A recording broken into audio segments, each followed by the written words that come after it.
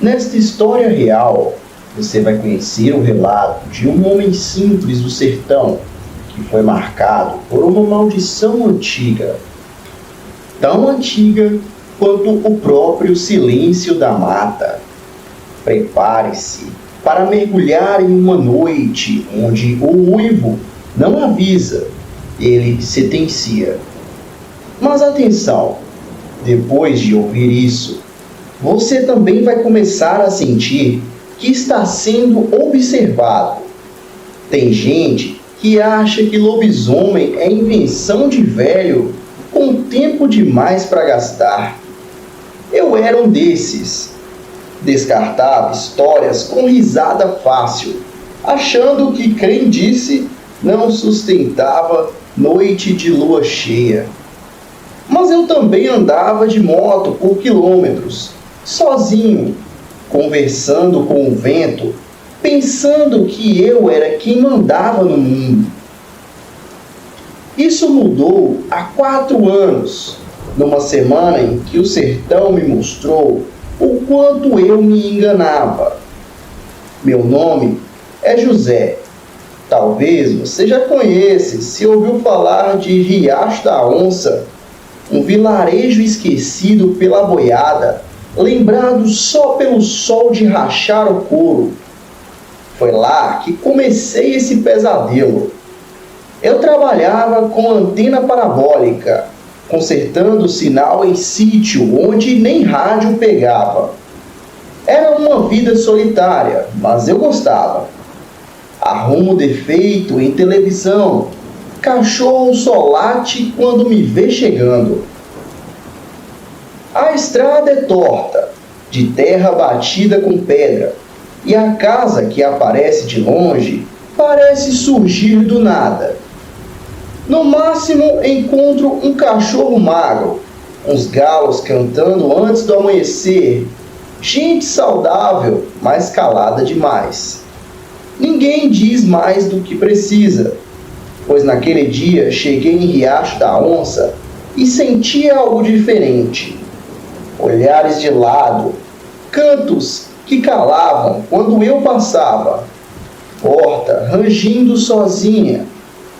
Desde cedo ouvi falar dos mortos, dos casos que os mais velhos repetem por tempo demais. Mas nada se compara a ouvir no escritório improvisado do sítio: mataram umas galinhas ontem. E sumiu o cachorro do Pedro. Teve vaca encontrada estirada. As vozes vinham, pausavam, voltavam, como se chamassem alguém que não queria escutar. A cada relato, a dúvida crescia no meu peito e eu comecei a me arrepender de ter chegado ali. Mas trabalho é trabalho. O sinal precisava ser consertado. O dono do sítio, um homem grande, falava baixo e, quando contei do serviço, me entregou um copo d'água com pó de café. Seja rápido. A escuridão carrega mais do que sombra. Aquilo me deu calafrios, mas respirei fundo e encarei o serviço. Enquanto desmontava a antena, o calor me secava. O ar parecia ficar mais lento, pesado. Cada prego que eu ajeitava fazia barulho alto demais, solitário demais. Ouvi um farfalhar no mato. Quase pensei ser vento, mas senti que alguém me observava. Olhei por cima do ombro, respirei fundo, sacudi a cabeça e continuei. O galo cantou 1, 2 vezes longe, mas parecia cantar para mim. Aí soube que algo não estava certo. Consertei a antena, chutei o estribo e segui de volta. A moto roncava alto, mas parecia cansada como eu. A poeira subia atrás da roda e as lembranças dos boatos me acompanharam. Volta tranquila, eu pensei.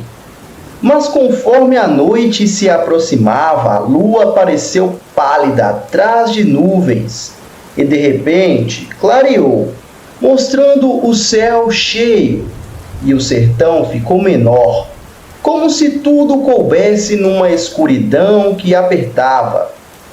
Naquele momento, me senti pequeno, um intruso num lugar que já tinha endereço marcado, mas ainda não sabia o quanto estava certo.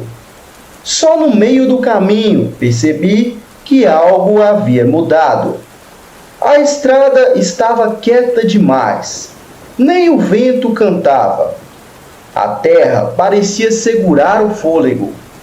A cada quilômetro que eu avançava, sentia as veias pulsarem na garganta. Resolvi parar num trecho onde só existia uma capelinha velha.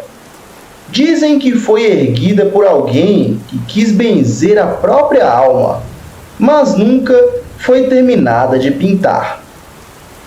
Parei a moto, apoiei o descanso na terra e desliguei o motor. O silêncio veio rápido, pesado, me fez tremer.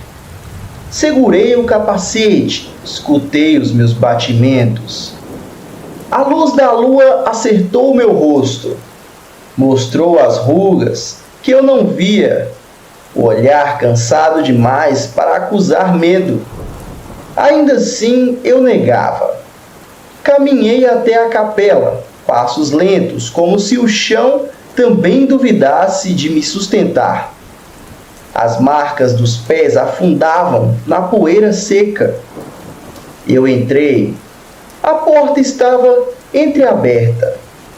Lá dentro, nada além de bancos velhos, cheiro de mofo e teias nas paredes. Um silêncio tão absoluto que estava me fazendo arrepiar por inteiro. Foi ali que o primeiro estalo veio, com galhos secos se partindo do lado de fora.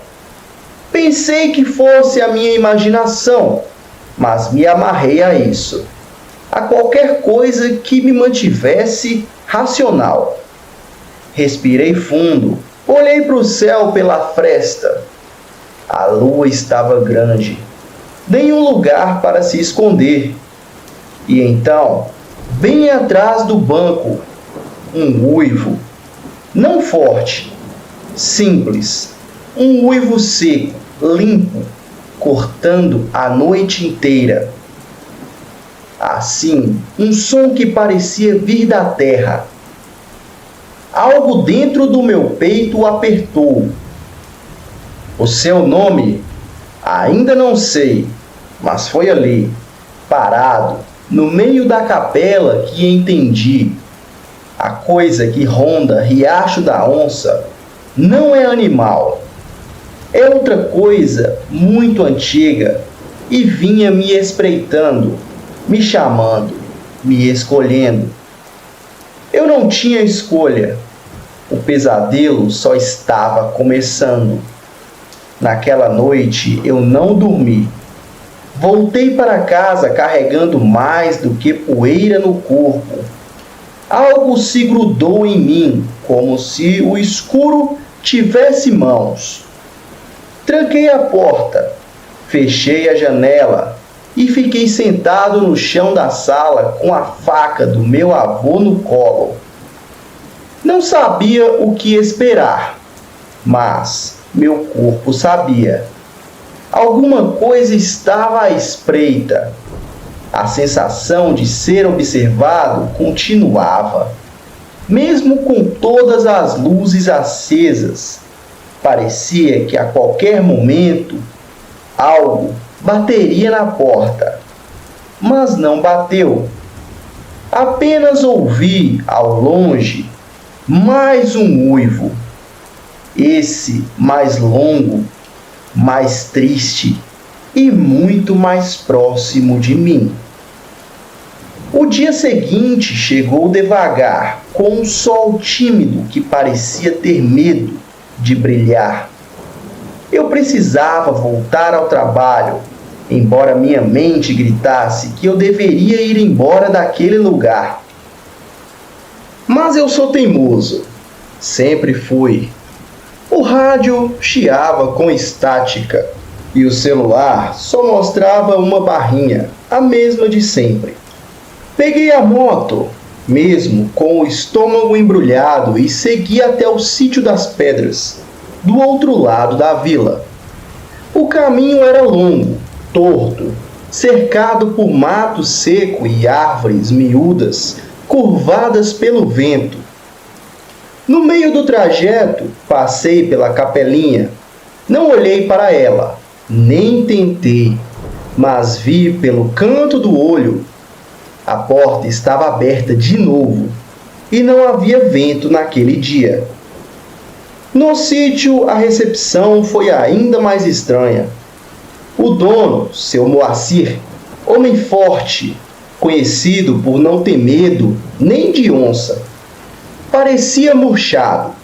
Os olhos dele evitavam os meus. A mulher dele segurava um terço com tanta força que os dedos estavam roxos. As crianças, duas meninas pequenas, sussurravam entre si e apontavam para mim quando achavam que eu não estava olhando. É ele que o bicho escolheu? O meu sangue gelou. Fingindo não ouvir, fui direto para o telhado revisar o cabo queimado da antena. Mas não conseguia me concentrar de jeito nenhum. A cada barulho, cada galho se mexendo, meu corpo reagia como se fosse um ataque. Estava virando um bicho assustado, ou talvez já fosse. No fim do dia, seu Moacir se aproximou de mim, sem rodeios, com olhos fundos e mãos nos bolsos.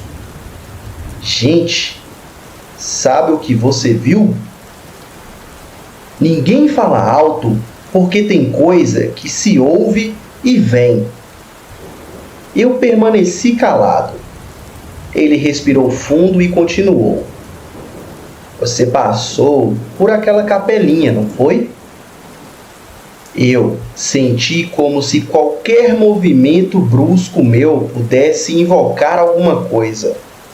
Ele me olhou com pena, não medo, mas pena, e disse: o bicho não esquece quem ele chama pelo nome, e parece que ele já chamou o seu. Voltei para casa ainda mais atormentado. A estrada parecia maior do que antes, como se o tempo tivesse esticado para testar a minha sanidade. Quando anoiteceu, eu me tranquei de novo. Fiquei sentado no mesmo canto da sala com a faca no colo. A luz da cozinha acesa só para não deixar tudo no escuro. A lua subiu de novo, enorme, vermelha, e parecia olhar direto para mim. Naquela hora, escutei passos lá fora, pausados, pesados, como se algo estivesse andando de propósito, devagar, só para eu ouvir. Fiquei sem respirar. Cada passo fazia meu coração bater como um tambor. E então silêncio. Por minutos, nada, nenhum barulho, nenhuma folha mexendo. A tensão era tanta que meus ouvidos zumbiam. E quando finalmente pensei em me mover, ouvi a janela ranger, lenta, como se alguém ou algo estivesse abrindo ela com o dedo. Corri e empurrei a cadeira com tudo. Tranquei o ferrolho, voltei para o meu canto, o suor escorria pela minha testa. E então escutei o que mais temia, um sussurro, baixo, rouco, arranhado, e dizia o meu nome de novo. José, aquilo foi demais para mim.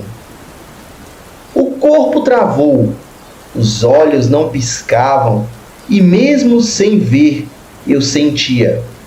Ele estava ali, atrás da parede, do outro lado da janela, me ouvindo, me sentindo, me esperando. Passei a madrugada acordado.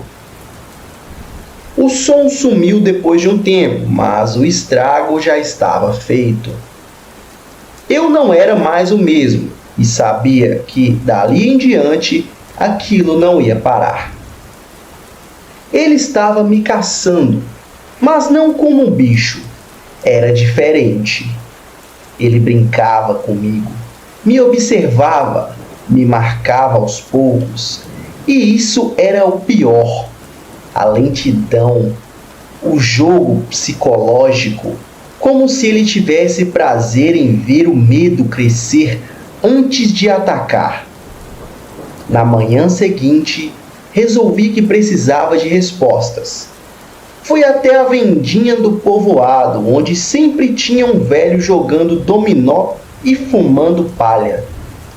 Entre eles estava seu Toinho, o mais calado, o mais antigo dali.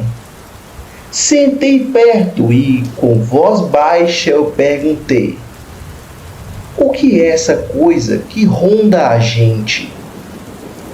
Ele de imediato não respondeu. Ficou olhando o tabuleiro, depois levantou os olhos e falou: é um lobisomem, rapaz. Mas não desses de filme. Esse aqui é velho, antigo. Não corre só para caçar. Ele escolhe. E quando fala o nome, já era. Ele quer que você sinta. Sinta que é dele. Porque ele não mata. Ele transforma. Levantei sem dizer nada. A frase ficou batendo na minha cabeça como um sino em dia de finados. Ele transforma? Ele transforma? Mas transforma em quê? Em quê? Era isso que eu precisava descobrir antes que fosse tarde demais.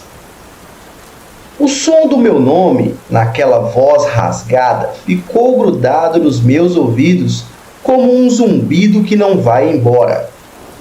Dormir virou um luxo que eu já não podia pagar. Acordava com pesadelos, suado, ouvindo passos que não estavam lá, vendo olhos que desapareciam quando eu piscava.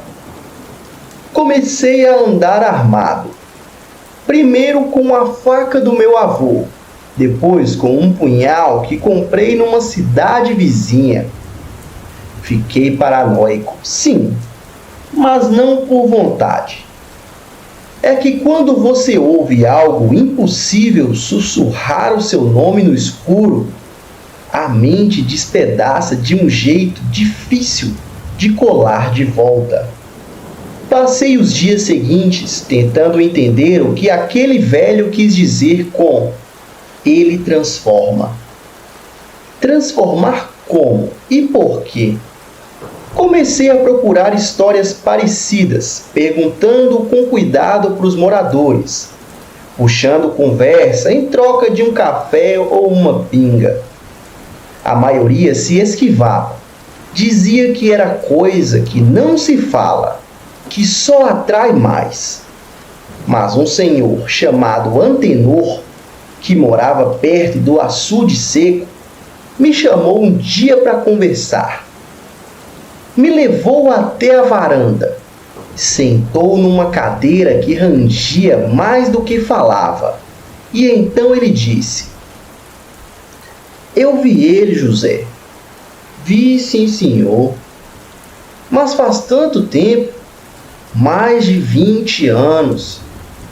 Foi com outro homem que também foi escolhido, outro que ouviu o nome no vento. Ele sumiu, nunca mais foi visto. Dizem que virou bicho também. Aquela frase me deu um calafrio, porque, se fosse verdade, Aquilo não era só uma criatura, era uma maldição.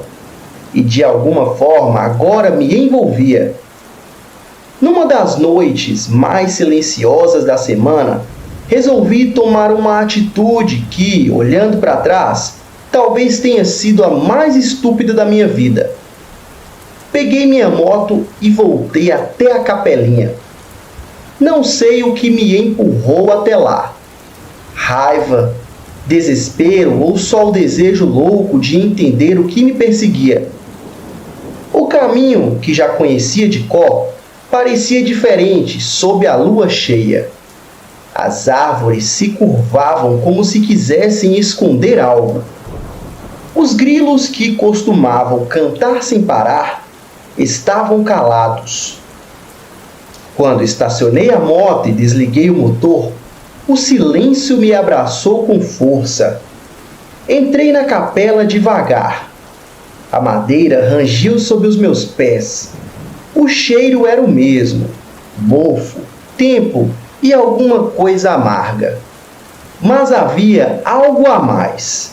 Um calor estranho no ar, como se o espaço estivesse vivo.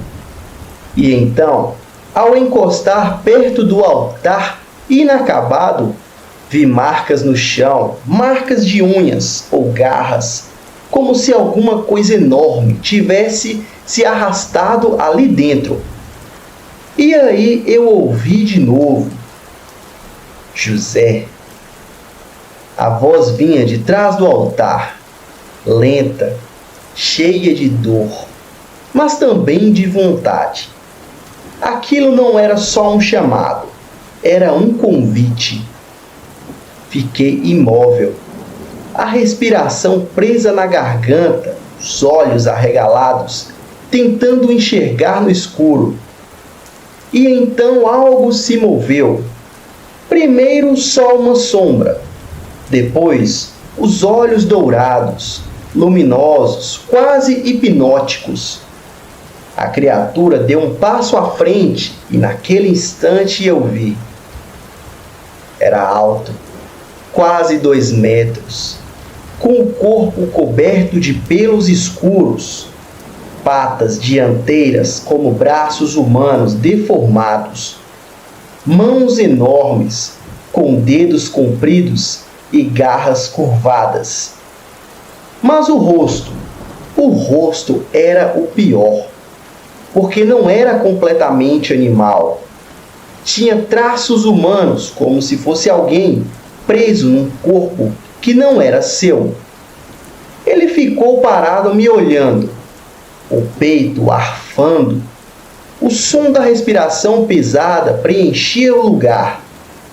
E então ele rosnou um som qualquer. Era uma espécie de choro misturado com raiva, como se ele estivesse sofrendo. Estava pronto para correr, mas não consegui. Minhas pernas travaram e então ele deu mais um passo. José. Ele repetiu. E dessa vez eu entendi. Ele não estava me ameaçando, estava me reconhecendo. Ele sabia quem eu era. Foi nesse momento que a dor começou. Não sei explicar. Era como se algo dentro de mim se abrisse, como um peso antigo sendo colocado nos meus ossos. Eu caí de joelhos. O chão pareceu tremer. A visão ficou embaçada e, por um instante, eu juro por tudo, eu vi o meu próprio reflexo nos olhos dele. E não era eu, era algo mais escuro, mais primitivo. A criatura rugiu e correu para fora, num salto que quebrou a janela da capela. Vidros voaram. O vento entrou, a luz da lua até me cegou. Fiquei ali caído, tremendo, o punhal longe da minha mão, e eu demorei voltar para casa. Tropecei por trilhas que nem sabia que existiam. Quando finalmente cheguei, o céu já clareava. Passei direto pelo portão, entrei e tranquei tudo. Fui para o espelho do banheiro e foi lá que eu percebi algo em mim havia mudado. Os meus olhos estavam diferentes, mais claros, com um brilho que nunca tive. Naquela manhã, seu Toinho apareceu na minha porta. Disse que ouviu barulhos vindo da estrada. Me olhou com aqueles olhos fundos, olhou bem dentro dos meus. Depois abaixou a cabeça e falou: agora você carrega ele, José. Tá dentro e não vai sair mais. Fechei a porta sem responder. O que ele quis dizer é que eu tinha sido mordido, que agora fazia parte daquele pesadelo, mas não tinha nenhuma marca, nenhum arranhão, só a sensação de que algo dormia dentro de mim. Nos dias que seguiram, o povoado ficou mais estranho. As pessoas evitavam me olhar, as crianças me ignoravam, até os cães, que sempre latiam quando eu passava, agora recuavam, com o rabo entre as pernas.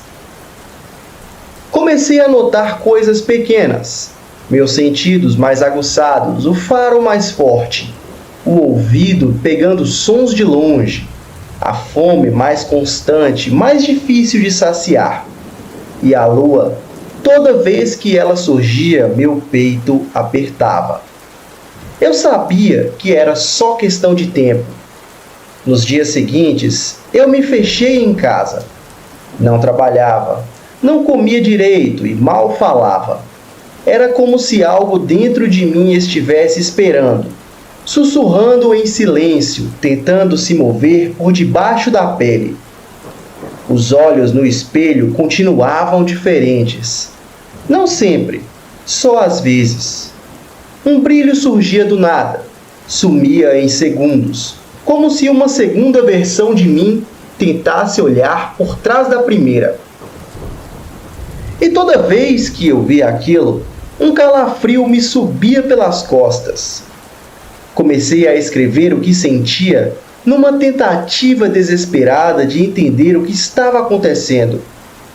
Mas as palavras não davam conta. Nenhum texto era suficiente, porque não se trata só de medo, é perda de controle.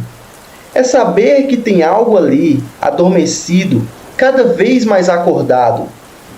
Uma noite acordei com a sensação de que tinha alguém dentro de casa. Peguei o punhal na mesa de cabeceira e fui andando devagar até a sala. As portas estavam fechadas, trancadas, e as janelas também. Mas havia um cheiro forte de bicho molhado e sangue velho. Um cheiro que grudou nas minhas narinas como uma lembrança que não quer passar. Eu vasculhei cada canto da casa e nada. Mas quando voltei para o quarto, vi a marca na parede.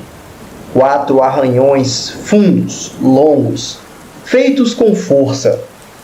Foi a primeira vez que pensei em ir embora dali, sair de Riacho da Onça, abandonar tudo, mas não consegui.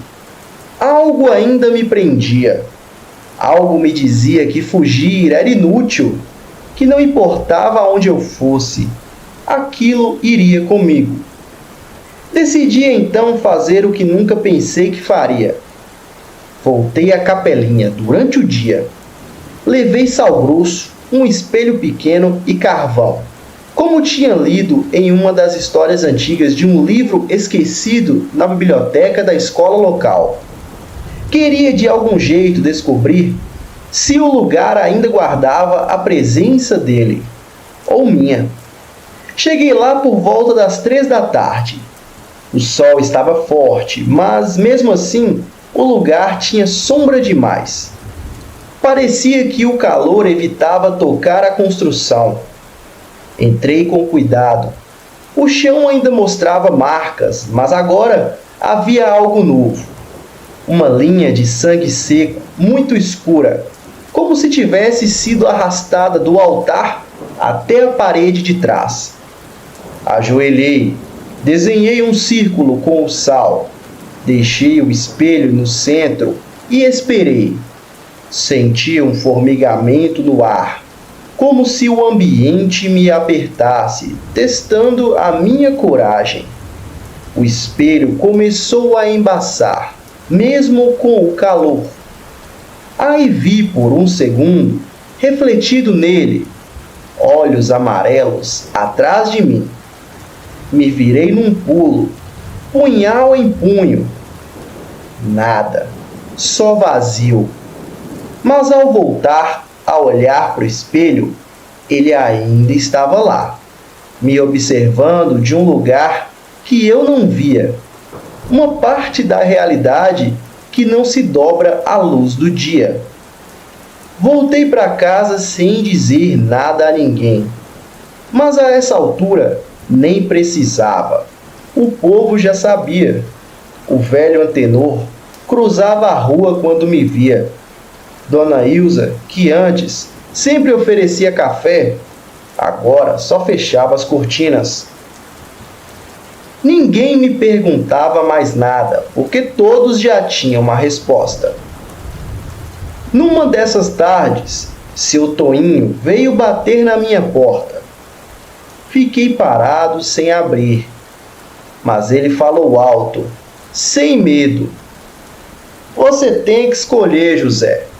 Ou enfrenta, ou se entrega. Não dá para viver assim. Fiquei parado, a mão na maçaneta, o coração batendo acelerado. E ele completou. Porque ele está esperando, e você sabe onde encontrá-lo. Foi embora sem dizer mais nada. Deixou o recado, claro como o céu antes da tempestade. Naquela noite eu tive o pior sonho da minha vida. Estava correndo por uma mata fechada. As árvores passavam rápido, como vultos. Eu sentia o cheiro da terra, o gosto do sangue na boca. Minhas mãos eram garras e eu uivava. Um som forte, de dor e fome ao mesmo tempo. Mas o pior era o rosto. Quando vi meu reflexo numa poça, não era mais eu. Era ele, o bicho, o lobisomem. Acordei gritando, suado, com o lençol rasgado por unhas que não eram minhas. Levantei, fui até o espelho do banheiro. Os olhos brilhavam, a respiração estava ofegante e havia sangue seco nas palmas das minhas mãos. Mas eu nem tinha saído de casa. Ou tinha? Comecei a duvidar da minha própria sanidade. Não sabia mais o que era real. Tudo doía. O corpo, a mente, a alma. E foi ali que entendi o que Toinho quis dizer com enfrentar. Porque fugir não era mais uma opção. A coisa dentro de mim já não era só medo. Era instinto. Era impulso. Era sede e, no fundo, uma parte minha começava a não querer resistir. A partir daquela madrugada, algo em mim mudou de vez. Não era só o medo, era uma urgência, uma inquietação que crescia por dentro, feito raiz de planta venenosa. Eu acordava com o corpo doído, como se tivesse corrido léguas no escuro. Às vezes, com as unhas sujas, a roupa rasgada, sem lembrar de ter saído de casa. Minha cabeça já não era confiável e meu corpo estava deixando de ser meu. As noites vinham carregadas, sufocantes. A lua parecia maior, como se me vigiasse. O ar da vila ficou mais pesado. Os sons normais de galinhas, de cachorros latindo, começaram a desaparecer, como se os bichos sentissem o que vinha se aproximando. Como se o sertão inteiro prendesse a respiração à espera do que estava por nascer. Tentei pedir ajuda. Liguei para um primo distante que morava na capital. Expliquei um pouco.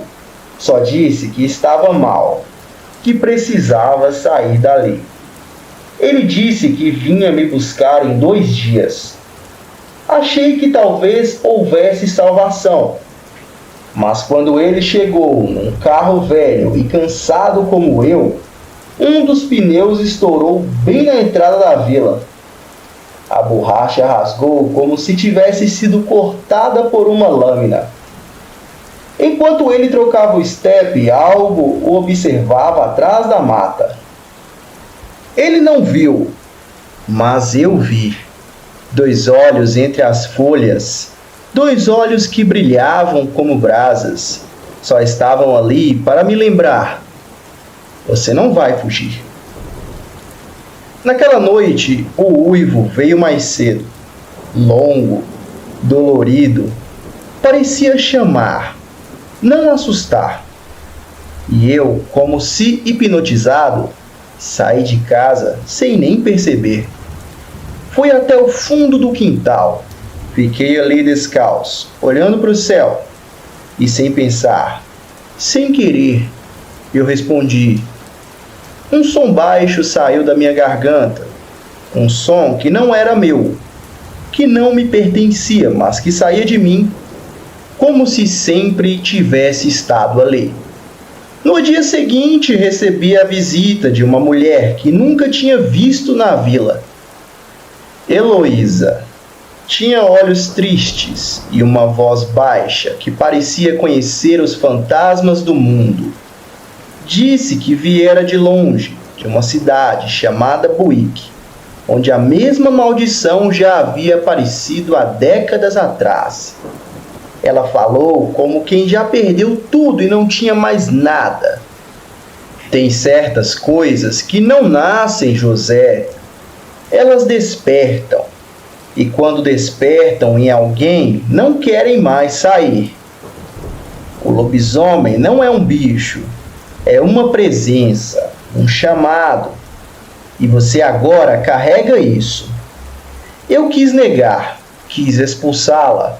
Mas ela olhou nos meus olhos e completou. Você já começou a virar. Não percebeu? O seu corpo está só esperando a lua certa. Eu engoli em seco. Perguntei se havia cura. Ela riu. Não de deboche. Riu com tristeza, como quem já fez essa pergunta e não gostou da resposta. Cura não, mas escolha. Ou você enfrenta e tenta manter o controle, ou se entrega. E aí, meu filho, ninguém mais te segura. Fiquei dias remoendo aquilo, porque a verdade é que no fundo eu já sentia a coisa tomando espaço dentro de mim. Comecei a ouvir vozes quando estava sozinho. Sons distantes, lembranças que não eram minhas, como se eu estivesse dividido. Como se existisse outra pessoa morando no meu corpo. Num fim de tarde, comecei a sentir coceira no peito. Fui ao banheiro, tirei a camisa. A pele ali estava diferente, mais grossa, como couro. Havia pelos, mas não como os de sempre. Eram escuros, duros e nasciam em lugares onde nunca houveram. Gritei. Me bati, peguei uma faca e quase arranquei tudo, mas sabia que nada disso ia adiantar. Aquilo era só o começo. As noites seguintes foram piores. Sonhos confusos, onde eu corria atrás de animais, onde o sangue tinha cheiro doce, onde o uivo me acordava, mas vinha de dentro. Meus sentidos estavam afiados. Ouvi um rato atravessando o telhado, senti o cheiro de gente a metros de distância. O mundo ganhou outra cor, uma mais escura, mais viva, mais perigosa. E o pior é que parte de mim gostava.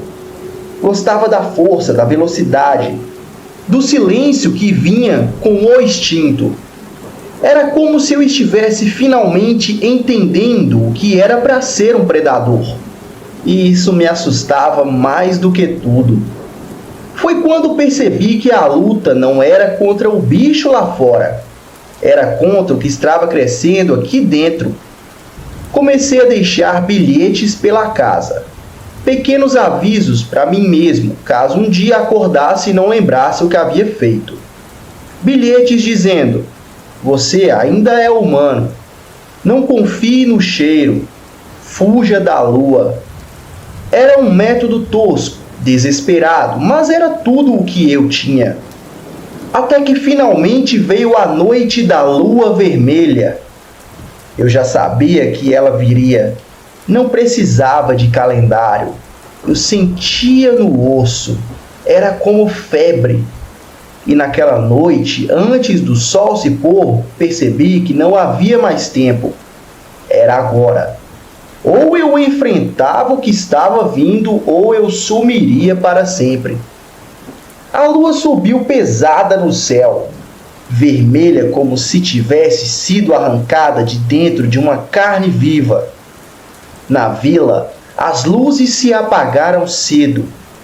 Portas trancadas, cortinas fechadas.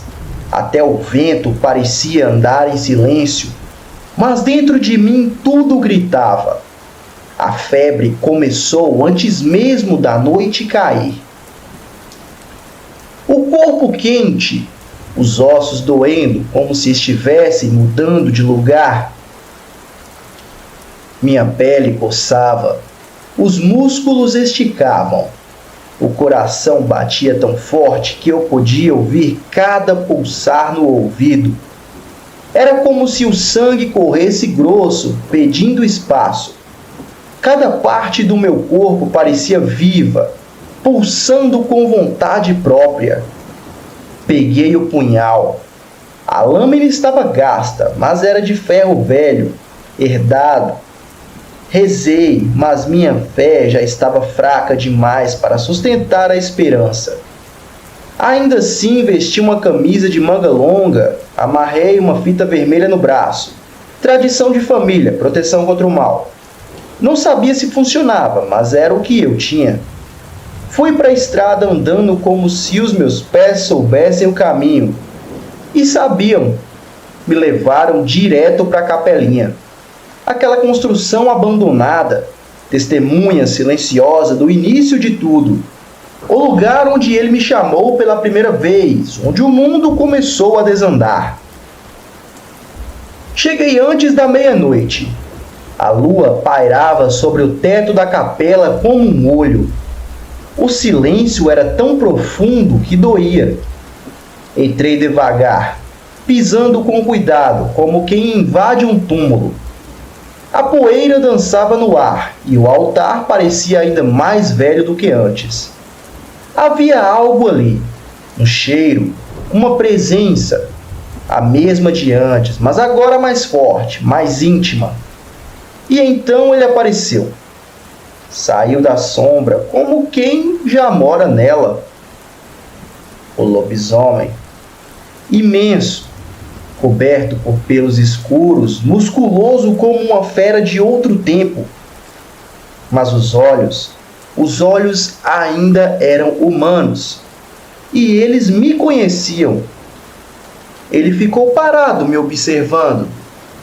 O peito subia e descia com a respiração lenta. Como se separasse, como se tivesse vindo apenas para isso. Fiquei frente a frente com ele, punhal na mão, o medo no peito, mas também algo a mais. Uma raiva, uma vontade de acabar com tudo. Por que eu? Perguntei sem esperar a resposta. Mas ele respondeu, não com palavras, com um gesto. Colocou a mão no próprio peito, bateu de leve, como quem diz, porque somos iguais. Foi ali que percebi, aquilo não era uma caça, era uma sucessão. Ele estava me passando a maldição, não porque queria, mas porque precisava. Era como se ele já estivesse cansado, como se o peso de ser o que era estivesse velho demais para carregar sozinho. E naquele momento, o corpo dele tremeu. Soltou um uivo alto que fez a capela vibrar. Eu também tremi. As veias latejaram, a febre voltou. Dobrei os joelhos, caí no chão. Os ossos doíam, as unhas cresciam, os dentes cresciam. Eu gritava, não por medo, por dor. O lobisomem se aproximou, estendeu a mão e quando tocou minha testa, ficou tudo escuro. Acordei minutos depois. A capela estava vazia, mas o chão ensanguentado. A parede arranhada e o punhal caído ao meu lado. Levantei devagar, meus músculos estavam exaustos. A cabeça girava, mas não havia ferimentos. Só as marcas no chão. E uma certeza. A luta havia acontecido, mas não entre dois corpos. Foi dentro de mim. E eu não sabia quem havia vencido. Saí da capela como quem sai de um batismo. O céu já começava a clarear, mas ainda havia um peso na brisa. Andei até a estrada, a vila dormia ou fingia dormir. Eu sabia que estavam todos acordados, esperando, ouvindo. Quando cheguei em casa, me olhei no espelho. Os olhos estavam escuros, mas vivos. Nenhuma marca, nenhuma garra, nenhum pelo. Só o silêncio. O silêncio do depois. Passei o dia em silêncio. Não comi, não bebi. Só sentei na varanda, ouvindo o mundo respirar. O som dos galhos dos pássaros voltando, do sertão retomando seu ritmo. Mas algo tinha mudado, dentro e fora. Ao anoitecer, ouvi um último uivo, longe, profundo, de despedida. E aí entendi. Ele se foi. A maldição tinha sido passada e agora ela era minha. Desde aquela noite, nunca mais eu fui o mesmo. Por fora, tudo parece igual. Pele, voz, jeito de andar. Mas por dentro, o silêncio é outro. É mais profundo. Como se eu estivesse sempre à beira de um abismo, com um grito preso no peito e garras adormecidas sob a pele. A vila continuou em silêncio. Ninguém me perguntou nada. Ninguém quis saber o que aconteceu. Mas todos olham diferente. A velha que vendia doces na esquina agora atravessa a rua quando me vê. As crianças não correm mais perto de mim. Até os cães que antes latiam, agora se escondem com o rabo entre as pernas. Seu Toninho não apareceu mais. Dizem que adoeceu e foi embora, levado pela filha. Outros dizem que simplesmente sumiu, como tantos outros antes. Eu não sei, talvez tenha sentido que a passagem foi feita, que a maldição agora tem outro nome. As noites seguem calmas, em aparência, mas eu sinto quando a lua começa a crescer, sinto quando a febre volta, leve, como quem bate a porta com delicadeza. Meu corpo esquenta, meus ouvidos captam sons que antes não existiam. E os sonhos sempre são os mesmos. Floresta, corrida, sangue. Mas agora sou eu quem persegue. Eu tento resistir, tento me manter humano. Faço preces que não acredito, carrego o punhal como relíquia. Mas há noites em que acordo com terra nos pés, com folhas no cabelo e com marcas de algo que não lembro de ter feito. E sei, a coisa está crescendo. esperando o momento certo. Às vezes me pego olhando para o espelho, por tempo demais, procurando sinais, procurando olhos que não são meus, e de vez em quando eles me olham de volta. Eu penso em ir embora, deixar Riacho da Onça desaparecer no mundo, tentar viver onde ninguém me conhece. Mas para quê? A coisa que mora em mim não precisa de endereço. Ela carrega o meu. E foi então que compreendi o que Heloísa quis me dizer com escolha. Não se trata de vencer ou perder. Se trata de conviver, de carregar o fardo e tentar não deixá-lo tomar tudo. Porque a verdadeira maldição não é virar bicho. É continuar humano o bastante para se culpar depois. Então escrevo isso, não como aviso, mas como confissão.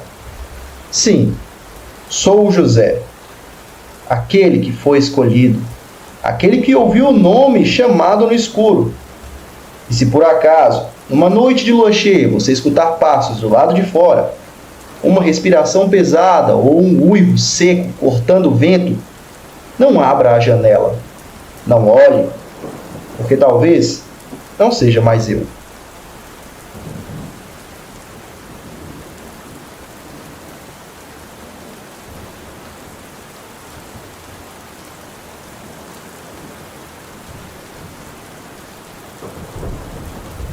Olá, Fael. Eu me chamo João. Eu tinha 22 anos quando a minha avó me pediu para levá-la de volta ao lugar onde nasceu, lá no interior de Minas Gerais. Ela já morava com a gente fazia mais de 10 anos, mas raramente falava sobre a terra natal. Parecia que lembrar daquele lugar machucava mais do que a consolava. Só que numa quarta-feira à tarde, veio a notícia da morte de um velho conhecido dela, o tal do seu Jacu. E de repente, a minha avó decidiu que precisava voltar, e nada a convencia do contrário. Ela queria ir ao velório de todo jeito. Eu fiquei surpreso.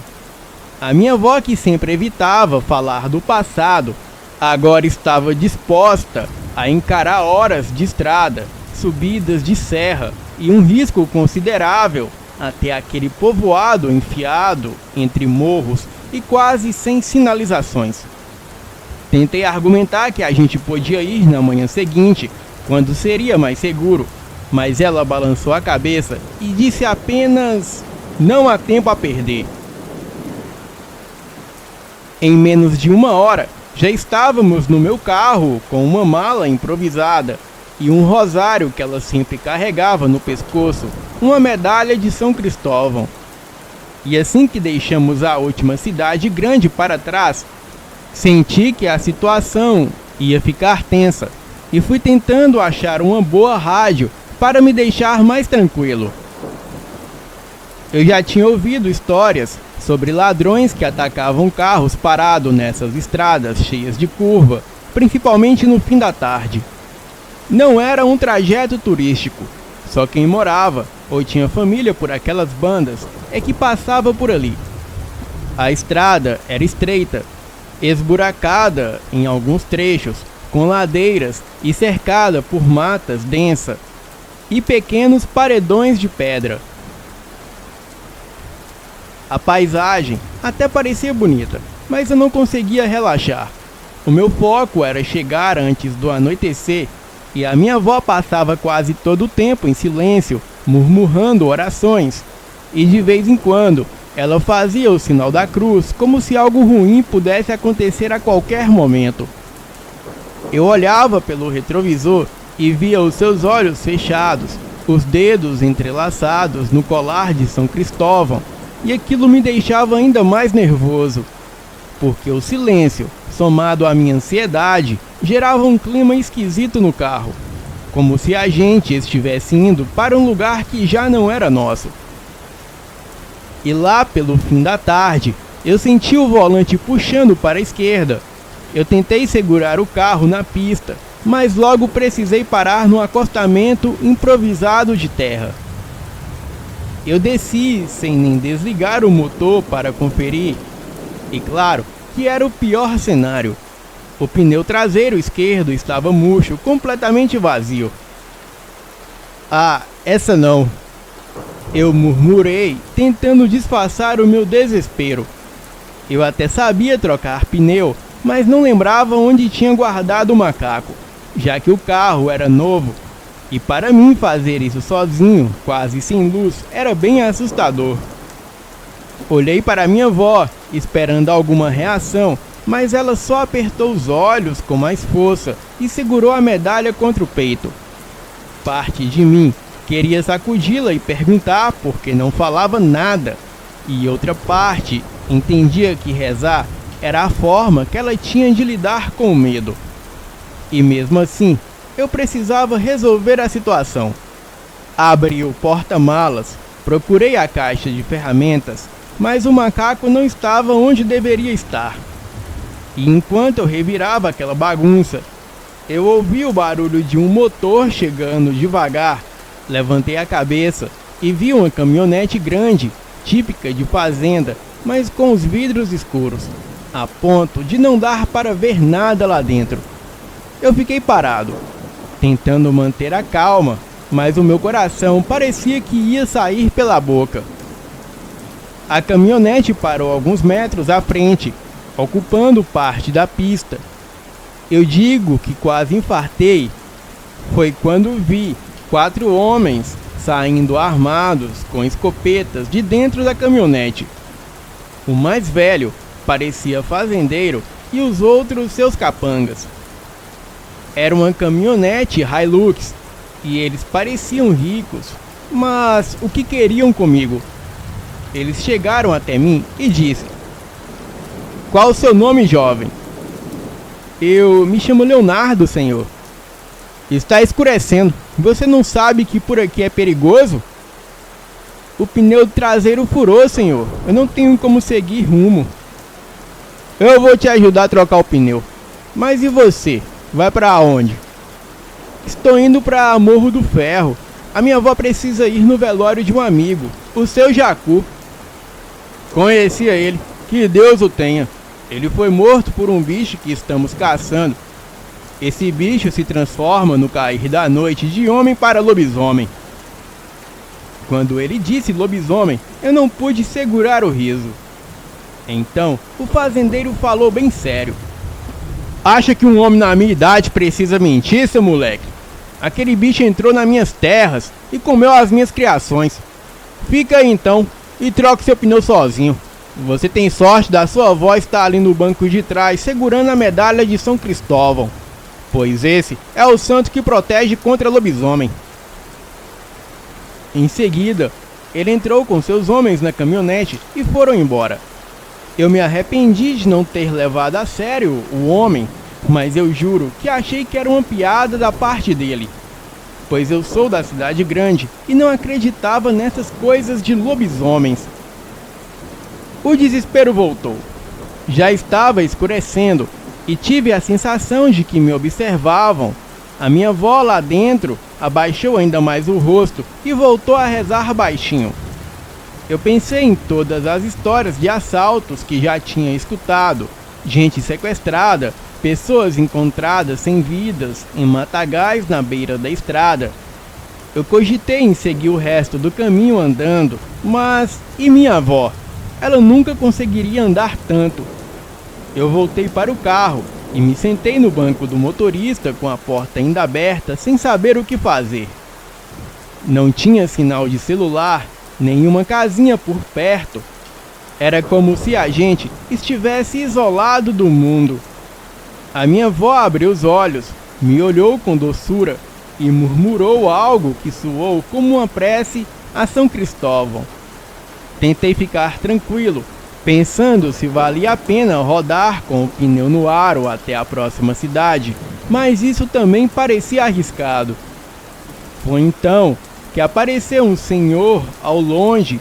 Era um homem alto de uns 40 e poucos anos, usando um chapéu de aba larga.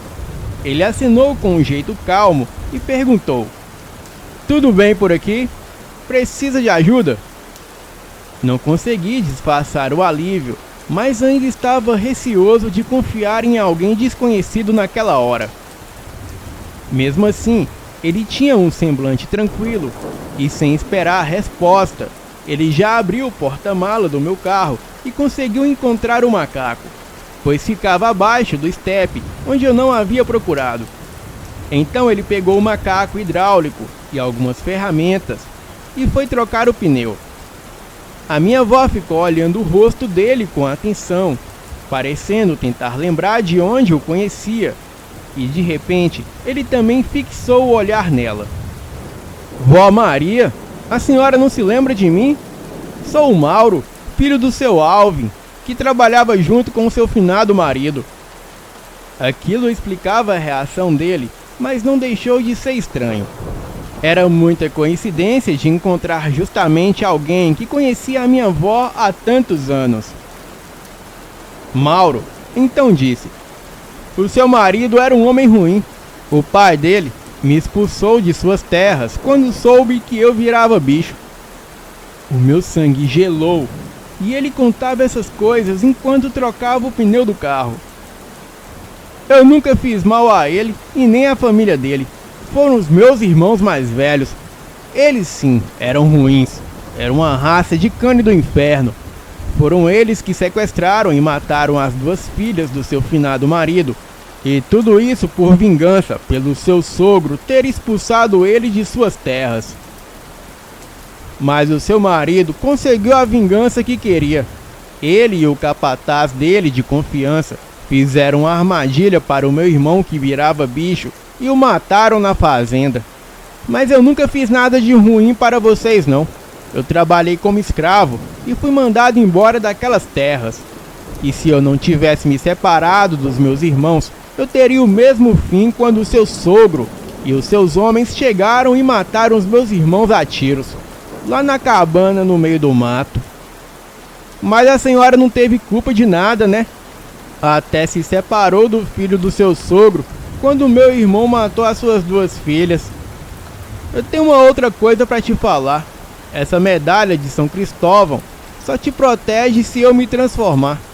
Mas assim, do jeito que eu estou, eu posso muito bem quebrar o seu pescoço. Mas não vou fazer isso não. Eu não sou igual aos meus irmãos e muito menos igual ao seu finado marido. Enquanto o homem falava isso, eu me lembrei que essa história era contada na minha família quando eu era criança. Então, no susto, eu lentamente peguei a chave de rodas para acertar na cabeça daquele homem, mas ele segurou o meu braço em uma velocidade impressionante. E em seguida me empurrou para trás e eu caí a 2 metros. A minha avó desceu do carro, recitando orações com a mão estendida em direção ao homem. Ele se ajoelhou gritando, parecendo sentir muita dor. Então tentei acertá-lo novamente com a chave de rodas, mas ele se desviou do ataque, me segurou pelo pescoço e foi me levantando. A minha avó pegou o extintor no carro e atirou o jato de espuma na cara dele. Então ele me soltou. E eu logo caí quase sem ar.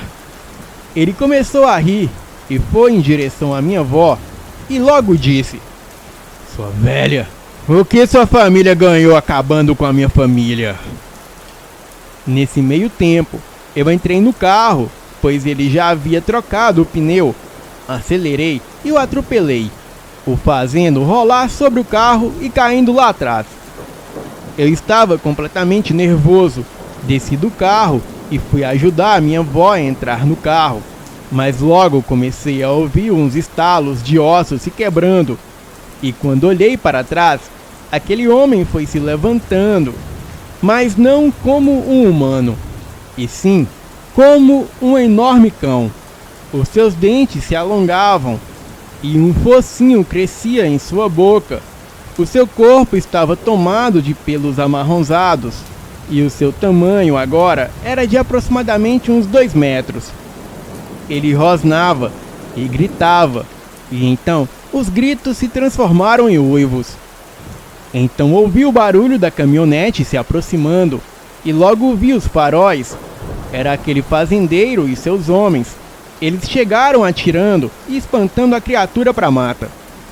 Então o fazendeiro disse: entrem no carro, vamos embora. Não podemos caçá-lo durante a noite, pois ele tem vantagem sobre a escuridão. Dirigi seguindo o fazendeiro até chegarmos em Morro do Ferro.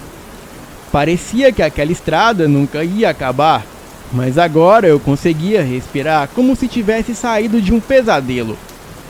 Parei o carro numa pracinha de terra cercada de casas antigas e uma igrejinha bem simples. O fazendeiro passou pela gente, buzinou de leve e seguiu o caminho dele. A minha avó fez um gesto de agradecimento e segurou de novo o colar de São Cristóvão. O velório do seu Jacu aconteceu na manhã seguinte, mas eu não conseguia parar de pensar em tudo que rolou na estrada. E se o fazendeiro e seus irmãos não tivessem aparecido? Eu só sei que depois disso, eu passei a carregar um crucifixo e a imagem de São Cristóvão no carro, sempre com uma oração baixinha antes de pegar qualquer estrada deserta. Acho que aquele lobisomem não queria nos fazer mal. Afinal, a minha avó nem sabia da sua existência. Essa injustiça foi causada pelo meu avô e pelo seu pai. Mas a oração de São Cristóvão deve ter enfurecido aquele homem. Boa noite.